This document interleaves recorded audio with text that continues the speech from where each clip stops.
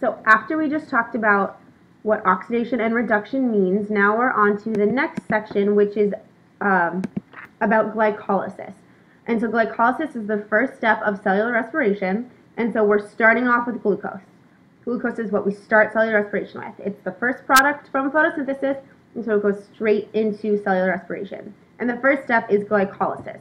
So glycolysis literally means splitting sugar. Glyco means sugar, like glycogen, and glycosidic linkages means sugar, and olysis means breaking down of. So hydrolysis is when we broke water to split molecules, right? So this is when we're breaking things down. So we're starting with glucose, and we're going to end with 2 molecules of pyruvate. There's a lot of different steps, but you don't need to know all of them. But you do need to know that it happens in the cytoplasm. So we're still inside the cytoplasm of all cells. So in a eukaryotic cell, it's going to happen in the cytoplasm. In a prokaryotic cell, it's going to happen in the cytoplasm. And there's 2 major phases. So it's not just like we split glucose in half and get energy. We have to put in some energy to get any energy out.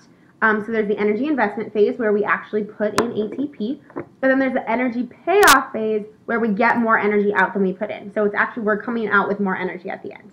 And glycolysis is anaerobic, which means that it happens whether or not oxygen is present. So all living things perform glycolysis if they use glucose as a source of fuel. So we start off with glucose.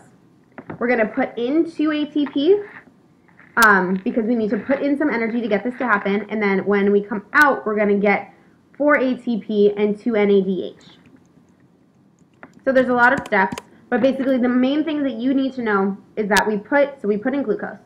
Then we put in 2 ATP, and this 2 ATP is kind of like, it's just like kickstarting the reaction. Like we need to put something in to get something back. Like if you were going to start a business, you would need to pay the costs up front, but hopefully in the end you're going to make more money than you spent. So we spend 2 ATP, putting in 2 molecules of ATP to get energy. But then out of the equation we get 4 ATP. So overall we gained 2 ATP. Glycolysis gives us 2 more ATP than we started with. So we're winning. We're coming out on top. More importantly than those 2 ATP are the other things that we get. We get 2 pyruvate. Pyruvate is going to enter the citric acid cycle in the next round of steps. And we're going to get even more ATP and even more high energy molecules like our NADH. NADH is going to carry electrons to the electron transport chain where we're going to get ATP from oxidative phosphorylation, which gives us so much more ATP than substrate level phosphorylation. So right here, these ATPs that are made, these 4 that are made via substrate level phosphorylation. So that's why we're not getting very much ATP out of it, because substrate level phosphorylation doesn't give us as much as oxidative phosphorylation, which we do on the electron transport chain. So we get 2 pyruvate. As a consequence of that, we also get 2 waters, because remember, glucose is being oxidized, and so oxygen is being reduced and picking up the electrons and becoming water. Then we get 2 ATP made, but we have to put in 2 ATP. We get 4 ATP formed and 2 ATP used. So overall we have 2 ATP coming out, and we put in 2 NADH, and these 2 NADHs accepted electrons, and now they're 2 NADH. So that's the overall net. So we start off with glucose, and basically what happens is we put in an ATP. This ATP attaches to glucose, and that becomes glucose 6-phosphate, which just means glucose with a phosphate on it.